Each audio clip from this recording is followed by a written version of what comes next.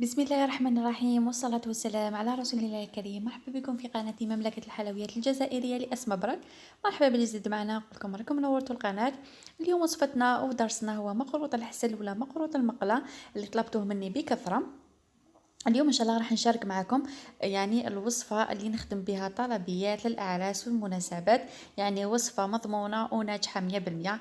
اللي ما ينجحلهاش المقروط ما عليك اختي غير تتبع الفيديو من الأول للآخر، راح نقول لك جميع أسرار نجاحه في فيديو واحد، وإن شاء الله كامل تستفادوا من الفيديو تاع اليوم. انت إذا كنت أول مرة تشوفي القناة ديالي ما عليك غير لا تشتركي وتفعلي الجرس هكذا، يعني باش يوصلوك جميع الدروس اللي راني نحطهم، وتعلمي معايا الحلويات بكل احترافية. اذا نبداو بسم الله على بركه الله. السميد اللي نحتاجوه باش نخدموا المقروط ديالنا لازم يكون سميد متوسط، هكذا خياتي، سميد متوسط الموايا. انا وحده من الناس نستعمل هذا سيم اللي لومبالاج تاعو احمر، هكذا خياتي نستعمله غير هو في الطلبيات، والمقروطه ديالي يجيني ما شاء الله يعني بشهاده الزبونات. اذا عندي هنايا 3 كيلات تاع السميد يكونوا بومبي، يعني الكيله عبروا بالكيله اللي عندكم وبالشي اللي عندكم على حسب الكميه. انا هنايا درت كيلو ونص هكذا خياتي. الكيله تاع السميد تكون بومبي، 3 كيلات سميد متوسط بومبي معها كيله سمن ذايبه وبارده، ذايبه وبارده ناكد عليها. وزدت له ملعقه كبيره تاع سكر مع ملعقه صغيره تاع ملح، ونخلط جميع المكونات مع بعض هكذا خياتي. هنايا كاين خطوه مهمه، السمن والسميد كي تبداي تخلطيهم حكيهم بواسطه يديك هكذا بهذه الطريقه، يعني باش هذاك السمن يدخل كامل في السميد. نحكوه مع الاقل 10 دقائق. المعلومة الثانية والمهمة، هنايا كي تحكوا السميد ديالكم من الضروري لازم يبات ليلة كاملة. اذا كنت مزروبة حبيبتي على الاقل 6 سوايع، اقل من 6 سوايع ما راحش ينجح لك المقروط ديالك، لازم 6 سوايع فما فوق. انايا درتو في الليل وغدوة من داك باش بديت نخدم فيه. هنايا غطيته وخليته يبات ليلة كاملة. كيما راكم تشوفوا هنايا الغدوه من داك الصباح راح تشرب لي كامل، يعني هذيك الحبه تاع السميد تشربت كامل هذيك السمن. هنايا المقروطه ديالي راح يجيني ما شاء الله. هنايا خليت السميد ديالي بجنب ورحت نوجد الحشو ديالي. هنايا من الضروري يعني لازم تنظمي وقتك، سورتو اذا كانت عندك يعني طلبيه، عارفي كيفاش تنظمي وقتك وكل شيء يجيك سهل باذن الله. هنايا المقروط ديالي راح نديرو بالكاوكاو، يعني على حسب طلب الزبونه. 3 كيلات تاع كاوكاو محمص وملحي مع كيله ناقصه 2 أصابع تاع سكر ناعم ورشه تاع القرفه، ونزيد لها ملعقه صغيره تاع لافاني. الحشو ديالنا ساهل ماهل. انتيا اذا حبيتي ديريه بالغرس كيما تحبي ديريه باللوز، يعني كل وحده والذوق ديالها. هنايا خلطت جميع المكونات مع بعض. هنايا كاين سر مهم ومعلومه مهمه بزاف اللي ما يعرفوهاش، كاين اللي بزاف يخرج لهم الحشو من الحبه تاع المقروط. هنا يا اختي باش ما يخرج لكش الحشو واش نديرولو بياض البيض. هنايا عندي يعني كميه تاع 250 غرام تاع كاوكاو، درت لها بياض بيضه كامله، زدت لها ملعقه كبيره تاع السمن هكذا، يعني هذاك السمن يخلي لي الحشو ديالي يجيني طري ما شاء الله. والبياض البيض يعني يخلي لي الحشو ديالي ما يخرجليش من الحبه تاع المقروط هكذا خياتي. ان شاء الله لحد الان تكونوا فاهمين.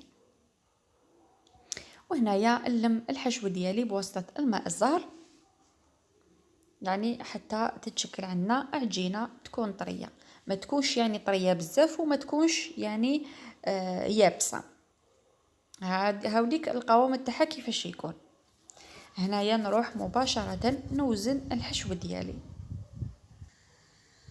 الوزن تاع الحشو ديالنا لازم يكون 10 غرامات هكذا خياتي. 9 غرامات 10 غرامات يكون يعني تجيكم الحبة ما شاء الله.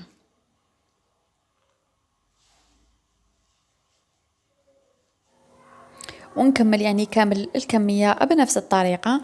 هنايا بعد ما كملت كامل وزنت الحبات دياولي، واش راح ندير؟ راح نغطيهم بكيس بلاستيكي، علاش؟ باش ما ينشفوليش ويقعد لي الحشو ديالي طري. من بعد نروحو مباشرة للعجينة ديالنا. هنايا السميد حبيباتي قسمتو على 2، جامي تشمخوا العجين تاع لاباط يعني تاع المقروط على جهة، لازم يعني تخدموه غير بشوية. هنايا كاين سر مهم اللي هو يعني باش المقروط ديالك ما ينفتحلكش في المقرة، ديريلو البياض البيض. هنايا كان عندي بياض بيضاء قسمتها على اثنين، يعني النص درته هنايا والنص يعني في الكمية المتبقية. وراح نجمع السميد ديالي بخليط من الماء والمزهر، درت نص ماء ونص مزهر ونلمو بواسطة الأصابع. هنايا حبيباتي العجينة جامي تعجنوها غير بالأصابع هكذا ولموها باش المقروطة ديالكم يجيكم مرمل من الداخل. إذا عجنتوها راح يعني السميد هذاك يطلق العلك ديالو وما يجيكمش مرمل. شوفوا القوام تاع العجينه تاعنا كيفاش ولات، كما قلت لكم غير بواسطه الاصابع. هنا يا حبيبتي كيفاش تعرفوا باللي سي بون ما تزيدوش الماء؟ شكلوا العجينه ديالكم على شكل كره ومن بعد ديروها حربوش. الا شفتوا هذاك الحربوش يتقطع ويتشقق زيدوا الماء. اذا شفتوه يعني كما بهذه الطريقه ما تشقق لكمش عرفوا باللي سي بون. هنايا ما تزيدوش الماء. واش نروح نديرو؟ نروحوا نوزنوا الكرات ديالنا. الكرات ديالنا لازم يكونوا على وزن 40 غرام هكذا، يعني تجيك الحبه كما نقولوا بالطبع. الكره تاع العجينه تكون 40 غرام وتاع الحشو تكون 10 غرامات هكذا، يعني كي تاكلوا الحبه يجيكم يعني هذاك اللوز ولا هذاك الكاوكاو يعني باين لداخل، ماشي غير سميد وحده. تجيكم الحبة ما شاء الله. تبعوا جميع الخطوات اللي راني نديرها وبإذن الله راح تنجحي فيه وتولي محترفة فيه. هنايا بعد ما كملت وزنت كامل الحبات واش ندير؟ بون غطيتهم بكيس بلاستيك هما تاني يعني باش ما ينشفوليش. كان عندي هنايا هذا الطابع ولا هذا المول.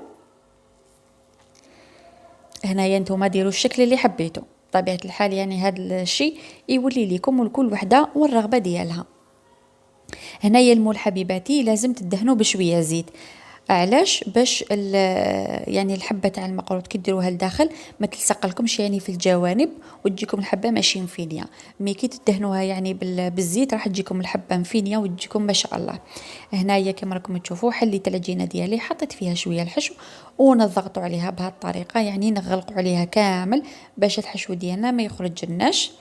بهذه الطريقه نشكلوها كره. هاي ليك طريقة بسيطة ويعني ما تديلكمش بزاف الوقت. فوالا ونحطوها لداخل في المول بهذه الطريقة ونعبزوا عليها هكذا صاير داير باش تجينا الحبة يعني متساوية، ماشي جهة طالعة وجهة هابطة. هاي ليك روحوا معها غير بالعقل باش تحصلوا على نتيجة مرضية. هنايا نحطوها يعني في طبسي ولا ونضغطوا عليها غير شويه. هاي ليك وتخرج لنا الحبه بكل سهوله ما تلصق يعني ما والو. كما قلت لكم دائما بالاستعانه بالزيت. هاي ليك الحبه تاعنا مفينيه ما شاء الله.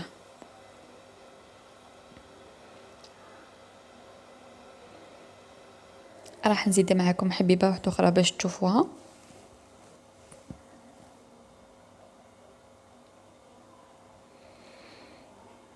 هنا يا حبيبتي يعني كي تحبي ديري يعني ولا اذا كانت عندك طلبيه تاع حلوه، يعني الحاجه المهمه انك تنظمي وقتك وتعرفي يعني كيفاش يعني تقسمي الوقت ديالك وكل شيء يجيك سهل باذن الله. يعني ما كان حتى حاجه صعيبه في هذه الدنيا كي تكون عندك الاراده كل شيء يجيك سهل.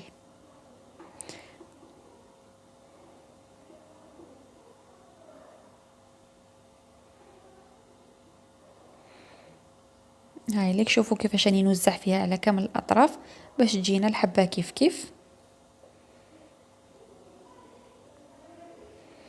انا هنايا النص عملته بيضاوي والنصف الاخر عملته يعني على شكل مستطيل، يعني جاو حقيقه ليدو يعني الاشكال الاثنين جاو ما شاء الله.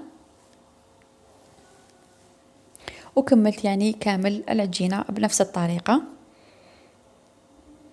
هاوليك شوفوا معنا الشكل البيضاوي يعني جا ما شاء الله.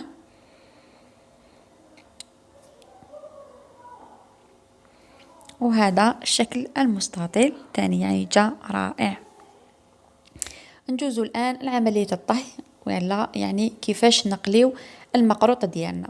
هنا يا حبيبتي المقروط لازم كيما نقول لك لازم يغطس مليح في الزيت، ماشي ديري شويه زيت ويجيك ماشي طايب. لازم تعمري المقله ديالك يكون يعني مغطوس، يعني الحبه تكون مغطوسه كامل في الزيت.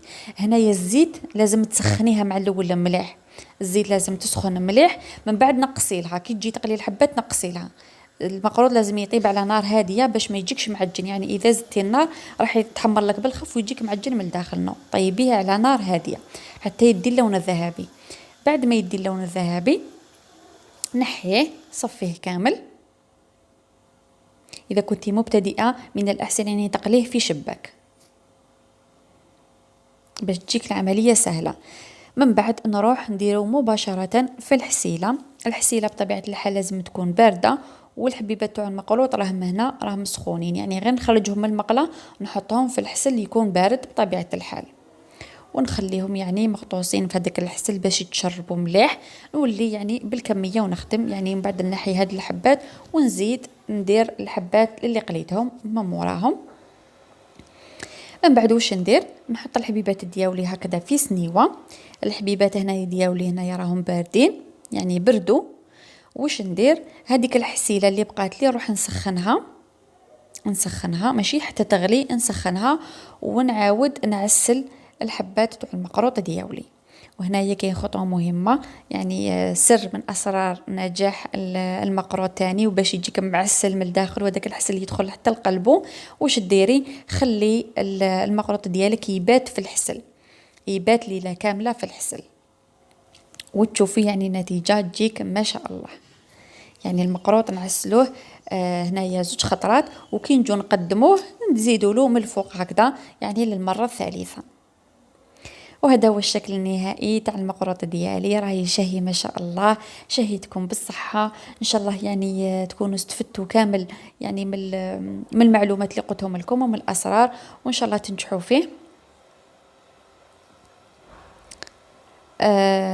وانتي اذا كنتي اول مره تشوفي القناه ديالي ما عليك الا تشتركي في القناه وتفعلي الجرس، هكذا يعني الوصفات والدروس اللي نحطهم كامل يوصلك الاشعار ديالهم. شوفوا الشكل الثاني، يعني حقيقه لي دو جاو ما شاء الله. بالنسبه يعني شحال عملت لي من حبه، كما قلت لكم درت كيلو ونص تاع سميد، عمل لي 56 حبه بالضبط. هكذا خياتي باش تعرفوا ابوبري يعني شحال تخدموا، ولا اذا تنقصوا ولا تزيدوا في الكميه. وبهذا حبيبتي انا وصلت معكم الاخر الفيديو. ما بقى لي غير نقول لكم تهلاو في روحكم وتهلاو في صحتكم، نتلاقاو في وصفه جديده ان شاء الله وفي درس جديد. استودعكم الله الذي لا تضيع ودائعه، والسلام عليكم ورحمه الله تعالى وبركاته. مع السلامه.